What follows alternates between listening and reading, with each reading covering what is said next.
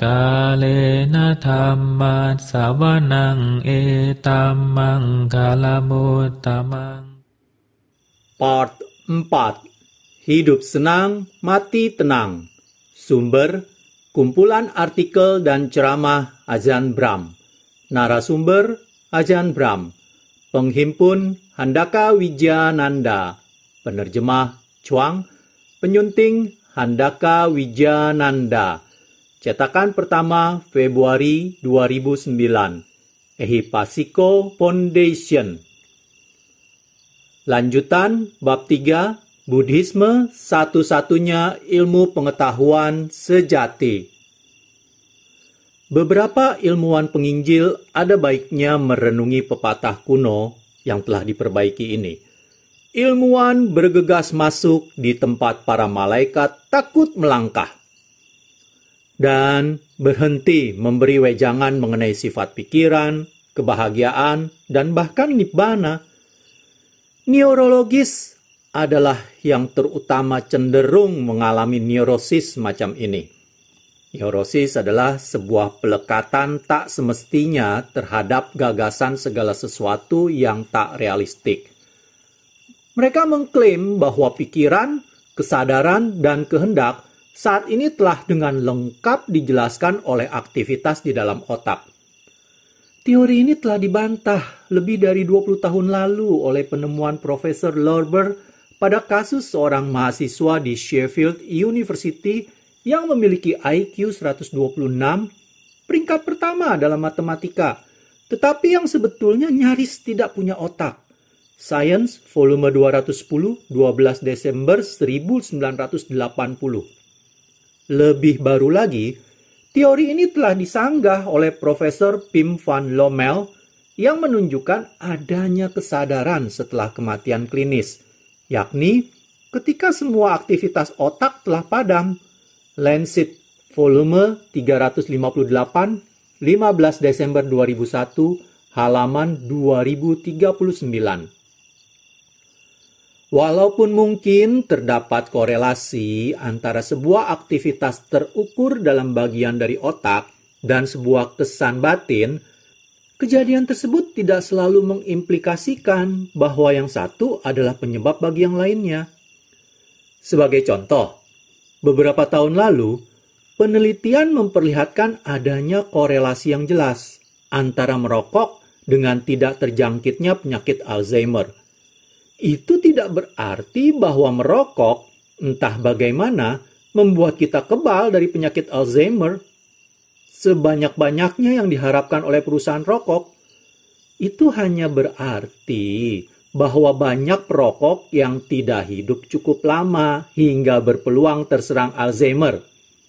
Jadi, sebuah kejadian yang bersamaan dari dua fenomena, bahkan meskipun berulang-ulang, tidak berarti bahwa fenomena yang satu adalah penyebab bagi yang lainnya. Mengklaim bahwa aktivitas di dalam otak adalah penyebab dari kesadaran atau pikiran adalah jelas-jelas tidak ilmiah.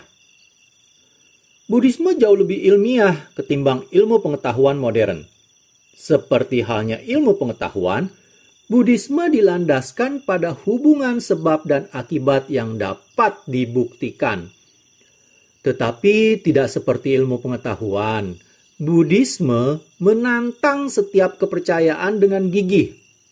Kalama Sutta dari Buddhisme yang terkenal menyatakan bahwa kita semestinya tidak percaya sepenuhnya pada apa yang diajarkan, tradisi, desas-desus, naskah, logika, kesimpulan, penampakan, kesesuaian dengan pendapat yang sudah mapan, guru yang kelihatannya kompeten, atau bahkan pada guru kita sendiri. Berapa banyak ilmuwan yang sehebat ini dalam berpikir seperti ini? Buddhisme menantang semuanya, termasuk logika. Perlu dicatat bahwa teori kuantum terlihat cukup logis. Bahkan bagi seorang ilmuwan besar seperti Einstein ketika pertama kali diajukan. Teori ini masih belum disanggah. Logika hanyalah seandal asumsi-asumsi yang mendasarinya. Buddhisme hanya meyakini pengalaman yang jelas dan objektif. Pengalaman jernih terjadi ketika instrumen pengukuran kita, indera-indera kita, cerah dan tidak terganggu.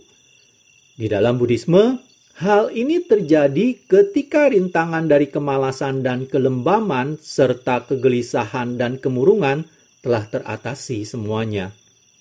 Pengalaman objektif adalah pengalaman yang terbebas dari semua bias. Di dalam Buddhisme, 3 jenis bias adalah nafsu, niat buruk, dan keraguan skeptis. Nafsu membuat kita hanya melihat apa yang kita ingin lihat. Hal ini membengkokkan kebenaran supaya pas dengan kesukaan kita. Niat buruk membuat kita buta terhadap apapun yang mengusik atau membingungkan pandangan kita, dan hal itu menyimpangkan kebenaran dengan penolakan. Keraguan skeptis dengan keras kepala menolak untuk menerima kebenaran, seperti kelahiran berulang, yang jelas-jelas sahih, tetapi jatuh di luar kenyamanan pandangan dunia kita. Sebagai rangkuman, pengalaman yang jernih dan objektif hanya terjadi tak kala 5 rintangan Buddhis telah diatasi. Hanya dengan begitu, kita dapat mempercayai data yang datang melalui indera kita. Karena para ilmuwan belum terbebas dari 5 rintangan ini, mereka jarang menjadi jernih dan objektif. Adalah umum misalnya, bagi para ilmuwan untuk mengabaikan data yang mengganggu, yang tidak cocok dengan teori-teori yang mereka junjung, atau yang lainnya mengotakkan bukti-bukti semacam agar terlupakan dengan mengarsipnya sebagai anomali. Bahkan, kebanyakan Buddhis tidaklah jernih dan objektif. Kita harus memiliki pengalaman jhana untuk bisa secara efektif menyingkirkan 5 rintangan ini, menurut Nalakapana Sutta Majjhima nomor 68. Jadi, hanya seorang meditator yang telah tuntaslah yang dapat mengklaim sebagai seorang ilmuwan sejati yang jernih dan objektif. Ilmu pengetahuan mengklaim untuk tidak hanya mengandalkan pada kejernihan dan objektivitas pengamatan, tetapi juga pada pengukuran. Tetapi, apa itu pengukuran dalam ilmu pengetahuan? Untuk mengukur sesuatu, menurut ilmu pengetahuan murni teori kuantum, adalah untuk meruntuhkan persamaan gelombang Schrödinger melalui sebuah aksi pengamatan. Lebih lanjut, bentuk tak runtuh dari persamaan gelombang Schrödinger yang sebelum pengukuran apapun dibuat, barangkali adalah deskripsi paling sempurna dari ilmu pengetahuan tentang dunia. Deskripsi itu aneh. Realita, menurut ilmu pengetahuan murni, tidak mengandung materi yang tersusun rapi dengan massa, energi, dan posisi yang tepat di dalam ruang. Semuanya hanya menunggu untuk diukur. Realita adalah corengan terluas dari semua kemungkinan. Hanya saja sebagian lebih mungkin daripada yang lainnya. Bahkan kualitas dasar yang dapat diukur, seperti hidup atau mati, kadang ditunjukkan oleh ilmu pengetahuan sebagai tidak benar. Dalam percobaan kucing Schrödinger yang bereputasi buruk, kucing Profesor Schrödinger sedemikian rupa ditempatkan dalam sebuah situasi nyata di mana dia tidak mati ataupun hidup, di mana pengukuran-pengukuran semacam itu menjadi tidak bermakna. Realita, menurut teori kuantum, adalah melampaui pengukuran. Pengukuran mengganggu realita, tidak akan pernah menggambarkannya dengan sempurna. Adalah prinsip ketidakpastian Heisenberg yang terkenal yang telah menunjukkan kesalahan tak terelakkan antara dunia kuantum sesungguhnya dan dunia terukur dari ilmu pengetahuan semu. Bagaimanapun juga, bagaimana kita bisa mengukur si pengukur pikiran? Pada sebuah seminar tentang ilmu pengetahuan dan agama belum lama ini, yang mana saya menjadi seorang pembicara, seorang umat Katolik dari antara permisa dengan berani mengumumkan bahwa kapanpun dia meneropong bintang-bintang melalui sebuah teleskop, dia merasa tidak nyaman karena agamanya terancam. Saya mengomentari bahwa kapanpun seorang ilmuwan melihat sebaliknya melalui sebuah teleskop untuk mengamati orang yang sedang meneropong, maka mereka merasa tidak nyaman. Karena ilmu pengetahuan mereka terancam oleh apa yang sedang melihat itu. Jadi, apa itu yang sedang melihat? Apa itu pikiran yang mengelak dari ilmu pengetahuan modern ini? Seorang guru kelas 1 SD suatu kali bertanya kepada kelasnya, "Apakah hal yang terbesar di dunia?" Seorang gadis kecil menjawab, "Papa saya." Seorang bocah kecil berkata, "Seekor gajah." Karena belum lama ini dia pergi ke kebun binatang. Gadis yang lain mengusulkan, "Sebuah gunung." Putri 6 tahun seorang teman dekat saya menjawab, "Mata saya adalah hal terbesar di dunia." Seluruh kelas terdiam. Bahkan sang guru pun tidak paham akan jawaban gadis itu. Jadi si filsuf kecil itu menjelaskannya. "Baiklah, mata saya dapat melihat ayah dia, seekor gajah, dan juga sebuah gunung. Mata saya bisa melihat lebih banyak hal lainnya lagi. Jika semua itu dapat masuk ke dalam mata saya, maka mata saya pastilah hal terbesar di dunia." Keren. Akan tetapi, dia tidak sepenuhnya benar. Pikiran dapat melihat segala sesuatu yang dapat dilihat oleh mata kita, dan pikiran juga dapat membayangkan lebih banyak hal lainnya. Pikiran dapat mendengar, membaui, merasa, dan menyentuh, serta berpikir. Faktanya, segala sesuatu yang dapat diketahui dapat masuk ke dalam pikiran. Oleh karenanya, pikiran pasti adalah hal paling besar di dunia. Kekeliruan ilmu pengetahuan menjadi jelas sekarang. Pikiran tidak berada di dalam otak, pun juga di dalam tubuh.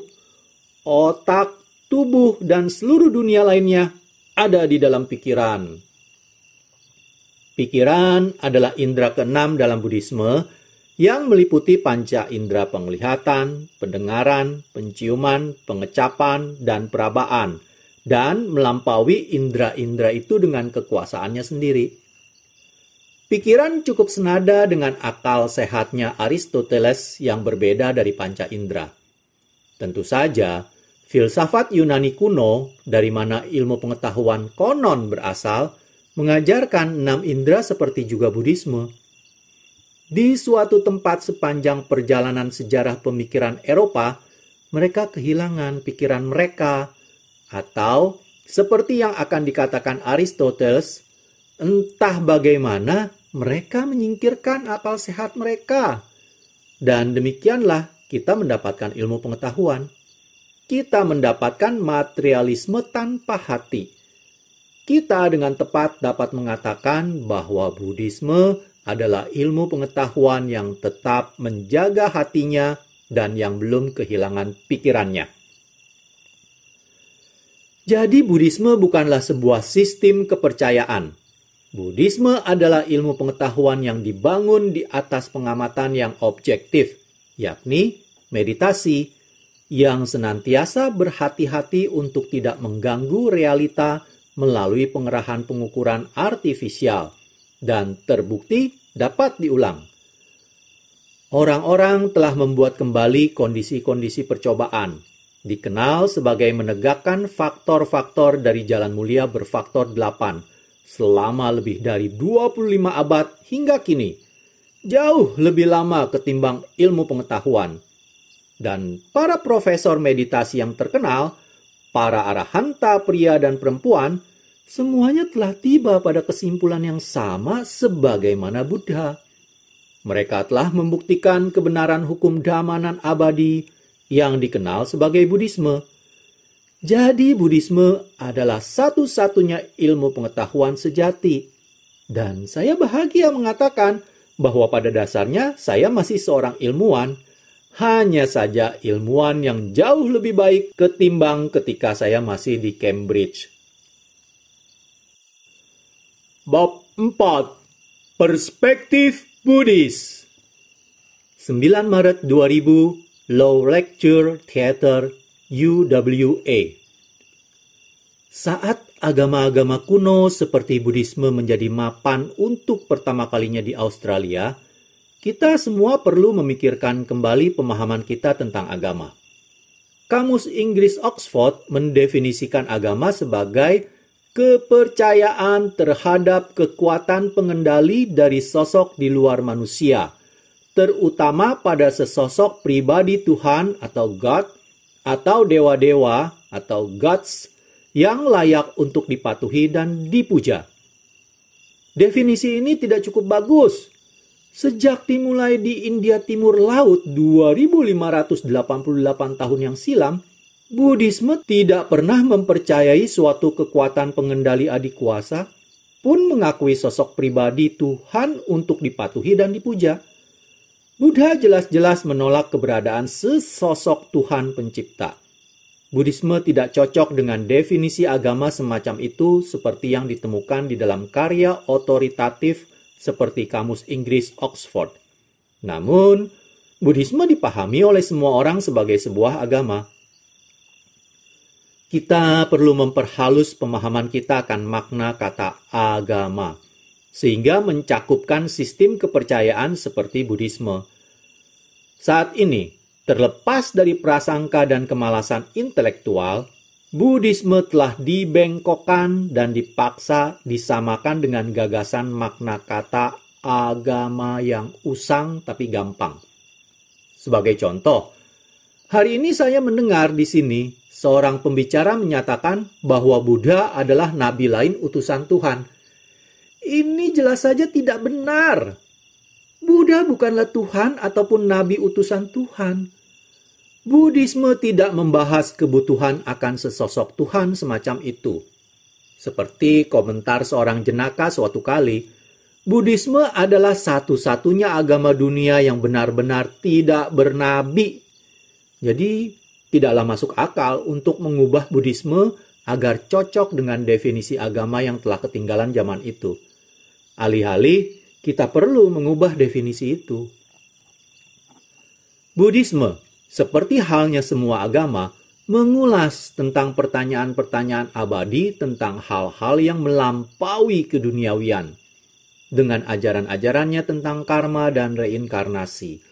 Dengan praktek mistis, meditasi, dan pandangan cerah. Dengan ajaran-ajaran kebijaksanaan dan penekanan pada welas asih yang tanpa kekerasan, dengan kekayaan liturgi, seremoni, dan ritual, Buddhisme tentu memenuhi syarat sebagai suatu agama. Buddhisme tentu dikatakan bahwa orang-orang dungu berlari ke tempat para malaikat takut melangkah. Tetapi ujaran tersebut jelas tidak berlaku bagi Buddhis seperti saya. Jadi, inilah usaha saya untuk mendefinisikan agama dengan definisi yang lebih inklusif. Agama, suatu sistem kepercayaan, dikaruniakan atau direalisasikan yang memberi makna bagi kehidupan yang berkenaan dengan hal-hal yang melampaui keduniawian. Definisi itu penting. Definisi agama saat ini yang tak memadai bisa mengesampingkan sistem kepercayaan seperti Buddhisme dan mencampakkan gagasan-gagasan yang terkandung di dalamnya. Mengabaikan dan merendahkan komunitas besar semacam itu yang dimiliki orang-orang pada masa silam dan akan terus pada masa depan, membawa kita semua ke dalam perselisihan. Perselisihan seperti itu sudah terlihat. Dalam 17 tahun saya menjadi biku di Australia, saya telah menyaksikan umat Buddha dirugikan dalam area-area kehidupan seperti hukum, karena kebudayaan keagamaan mereka disalahpahami. Sebagai contoh, praktek Buddhis secara efektif memadamkan emosi rasa bersalah. Ketika seorang berbuat salah, Mereka diajarkan untuk mengikuti apa yang saya sebut di Australia ini sebagai kode AFL. Acknowledge atau mengetahui, forgive atau memaafkan, dan learn atau belajar. Penghukuman diri sendiri seperti rasa bersalah dipandang sebagai tidak berguna. Jadi, saat seorang Buddhis berhadapan dengan pengadilan, keseimbangan batin yang mereka dapatkan dari ajaran Buddha berkenaan dengan apa yang telah mereka lakukan dapat dengan mudah disalahmengertikan oleh hakim pengadil sebagai kurangnya penyesalan, dan dijatuhkanlah hukuman yang lebih berat ketimbang lainnya. Pada contoh lainnya, seorang Buddhis Kaukasian beberapa tahun lalu menemukan bahwa suaminya telah melakukan pelecehan seksual terhadap 2 anaknya. Sang suami dipenjarakan, dan dia beserta kedua anaknya diwajibkan oleh hukum untuk menjalani konseling. Dalam periode antara penemuan yang menyakitkan itu dan janji konseling pertama dengan konselor, dia dengan cepat berdamai dengan trauma, dapat menerima kejadian itu, dan memaafkan suaminya. Dia tidak lagi berhasrat untuk berhubungan dengan pria itu, tetapi dia tidak menyimpan sakit hati. Ketika dia mengatakan hal itu kepada konselornya, pengakuan itu dilihat sebagai sebuah penolakan. Dan, singkatnya, dia tidak akan dibebaskan dari kewajiban konseling itu sampai dia mengaku marah kepada suaminya, padahal sebenarnya tidak. Perlu sebuah surat yang panjang dan rinci dari saya untuk meyakinkan psikiater yang berwenang bahwa penerimaan dan pemaafannya yang dini itu adalah praktek standar Buddhis, bukannya penolakan, agar dia dapat dibebaskan dari konseling. Ngomong-ngomong, penyelesaian masalahnya yang cepat itu juga membuat anak-anaknya dapat menerima trauma itu dengan lebih mudah. Bekas-bekas trauma mereka tak seberapa, dan keluarga itu pun sejahtera. Saya akan memberikan contoh terakhir. Contoh pribadi. Para biku membagi waktu mereka antara melayani komunitas umat awam Buddha dan pengembangan spiritual mereka sendiri dalam kesunyian. Yang terakhir ini memerlukan sebuah wihara yang tenang, yang biasanya di luar kota, tetapi tidak terlalu jauh. Maka, para biku mengambil sifat-sifat yang mereka kembangkan dalam wihara mereka, seperti belas kasih dan kebijaksanaan, untuk dibawa ke kota guna melayani masyarakat. Wihara Buddhis lokal dipandang sebagai jantung agama dan sumber panduan Buddhis. Wihara kita di Serpentine, di selatan Perth, baru-baru ini mendapatkan ancaman. Mula-mula oleh sebuah lintasan berkerikil di dekat wihara, dan kemudian oleh sebuah lapangan tembak. Kedua ancaman itu telah teratasi. Tetapi sebuah pembangunan ketiga telah disetujui, mengirimkan truk bermuatan tanah liat yang besar meraung-raung di luar pagar wihara kita dari pukul 6 pagi sampai pukul 6 sore selama berhari-hari. Sampai di sini, kami tidak mampu menghentikan hal yang mengancam kelangsungan wihara kami. Tak kala wihara terancam, demikian juga praktek-praktek religius dari komunitas umat Buddha yang bergantung pada wihara kita. Jika kita adalah sebuah sekolah, rumah sakit, atau klinik, maka kebutuhan untuk ketenangan akan diakui dalam undang-undang perencanaan dan truk-truk akan dihentikan. Sebuah wihara, khususnya wihara Buddhis, tidak diakui dalam perundang-undangan, dan inilah akar masalah kita. Seandainya para anggota dewan kita mengakui vitalnya peranan dari sebuah wihara bagi umat Buddhis awam, yang kini ada beberapa ratus ribu jumlahnya di Australia, maka kita tidak akan begitu dirugikan. Sebagai ringkasan, umat Buddha tidak meminta untuk diperlakukan secara berbeda dalam hukum. Mereka hanya meminta untuk dipahami lebih baik oleh hukum. Mereka pun tidak memiliki sebuah hukum surgawi yang mereka anggap lebih superior ketimbang hukum duniawi dan yang dapat mengatasinya. Bahkan hukum transendental karma dipandang oleh para Buddhis sebagai menemukan ekspresinya dalam hukum duniawi, tidak akan pernah menggantikannya. Ketika sistem hukum kita tidak hanya mengambil sudut pandang Yahudi Kristen, tetapi juga paradigma lainnya seperti Buddhis dan Aborigin, maka kita akan maju ke sistem hukum yang lebih adil bagi semua. Bab 5. Etika seksual Buddhis. Buddhisme punya banyak makna bagi banyak orang. Bagi sebagian orang, Buddhisme menawarkan nasihat-nasihat bijak dan bajik mengenai bagaimana mengurangi penderitaan dalam kehidupan modern pada umumnya. Bagi yang lainnya, Buddhisme adalah jalan menuju pencerahan yang mengakhiri semua penderitaan. Artikel Pak Higgins di Body Life edisi November hanya merujuk pada jenis Buddhisme yang terdahulu. Buddhisme yang menuntun pada pencerahan adalah sesuatu yang agak berbeda, seperti yang akan kita lihat sekarang. Tempat seksualitas di dalam Buddhisme dimanifestasikan dengan jelas dalam ceramah pertama Buddha saat guru agung ini menyatakan jalan tengah yang terkenal itu. Kita tidak semestinya mengejar kesenangan indrawi atau kama sukha yang mana adalah rendah, kasar, tidak mulia, dan tidak bermanfaat. Dan kita tidak seharusnya menempuh jalan penyiksaan diri, yang mana adalah menyakitkan, tidak mulia, dan tidak bermanfaat. Begitulah telah dikatakan. Dan atas rujukan apa hal itu dikatakan? Pengejaran kenikmatan yang berkaitan dengan nafsu indriawi, rendah, kasar, tidak mulia, dan tidak bermanfaat adalah sebuah keadaan yang dirundung oleh penderitaan, kekesalan, keputusasaan, dan kerinduan, dan ini adalah jalan yang salah. Putus dari pengejaran kenikmatan yang berkaitan dengan nafsu indrawi, rendah, kasar, tidak mulia, dan tidak bermanfaat, adalah sebuah keadaan tanpa penderitaan, kekesalan, keputusasaan, dan kerinduan, dan ini adalah jalan yang benar. Pengejaran penyiksaan diri adalah jalan yang salah. Putus dari pengejaran penyiksaan diri adalah jalan yang benar. Jalan tengah yang ditemukan oleh Tathagata menghindari kedua ekstrim tersebut, menuntun pada Nibbana. Terjemahan Bhikkhu Bodhi untuk Sabda Buddha di The Middle Length Discourses of the Buddha, halaman 1080F.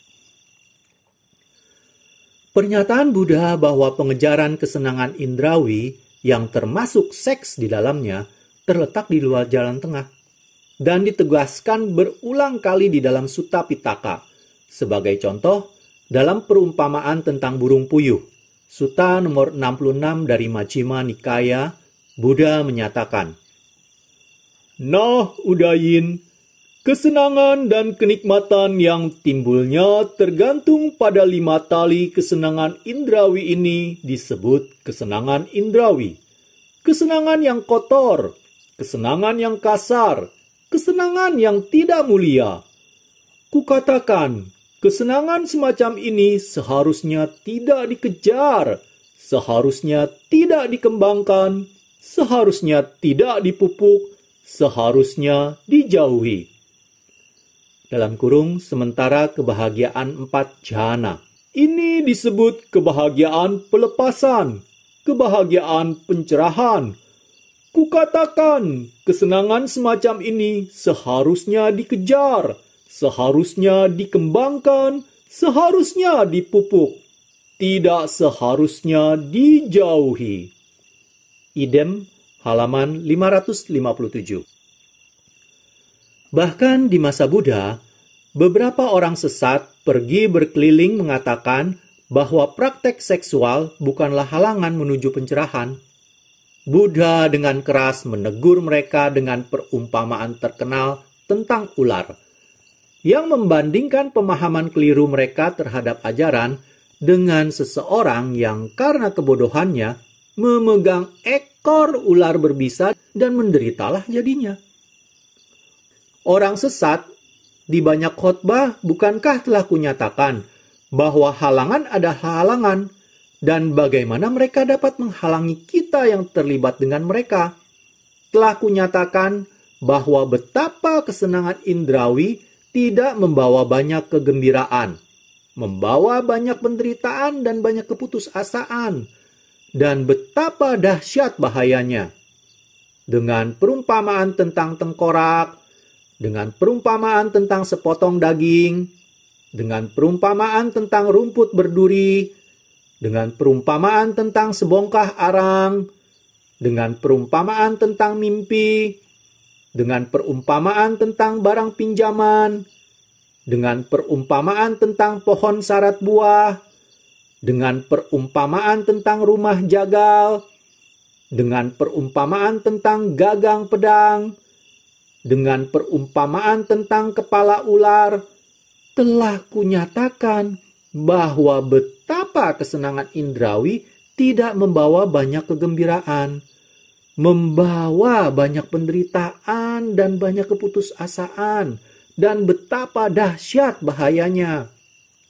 Namun engkau, orang sesat, telah menyalah sajikan kami dengan pengertian kelirumu dan melukai dirimu sendiri dan menimbun banyak keburukan. Karena hal ini akan membawa pada bahaya dan deritamu untuk waktu yang lama. Sabda Buddha di dalam perumpamaan tentang ular, Idem, halaman 225. Tentu saja, Buddha mengajarkan bahwa praktek-praktek seksual tidak hanya terletak di luar jalan tengah, tetapi juga bahwa mereka adalah bagian dari nafsu keinginan atau kama tanha, nafsu untuk kesenangan indrawi yang digambarkan dalam kebenaran mulia kedua sebagai penyebab dari penderitaan. Mereka adalah kemelekatan atau kama upadana, kemelekatan pada kesenangan indrawi. Mereka adalah rintangan bagi meditasi, kama canda, yang pertama dari 5 rintangan niwarana. Mereka adalah kotoran atau kilesa bagi batin, belenggu yang menghalangi pembebasan atau belenggu keempat, sangyojana, adalah kamaraga, nafsu birahi. Dan mereka tidak merupakan bagian dari perilaku yang dapat dilakukan oleh seorang yang tercerahkan. Buddha menyadari bahwa pengajaran semacam ini akan sulit diterima dengan sepenuh hati oleh kebanyakan orang. Karena kata beliau tak lama setelah pencerahannya, dunia bagaimanapun jatuh pada kesenangan, bersuka cita dengan kesenangan, dibuai dengan kesenangan. Sesungguhnya makhluk-makhluk seperti ini akan sulit memahami hukum kondisionalitas, hukum musabab yang saling bergantung, paticca samuppada dari segala sesuatu, akhir dari segala yang terbentuk, pelepasan setiap landasan kelahiran berulang, pemudaran nafsu, ketidaklekatan, pemadaman, nibbana, tidak akan dapat mereka pahami. Terjemahan Biku Nyana Tiloka dalam The Word of the Buddha halaman 2. Tetapi, lebih baik menjadi benar daripada menjadi terkenal. Ajahn Chah, guru besar yang di bawah arahannya kami berlatih selama bertahun-tahun, sama-sama mengajarkan bahwa praktek-praktek seksual harus ditinggalkan jika kita beraspirasi mencapai pencerahan. Sebagai contoh, saya ingat tentang seorang barat yang datang untuk mengunjungi Ajahn Chah dan berkata bahwa dia aktif secara seksual, tetapi tanpa menjadi melekat pada seks. Ajahn Chah mengolok pernyataan itu sebagai kemustahilan, berkata sesuatu seperti ini, "Bah, itu kan sama saja bilang bahwa ada garam yang tidak asin."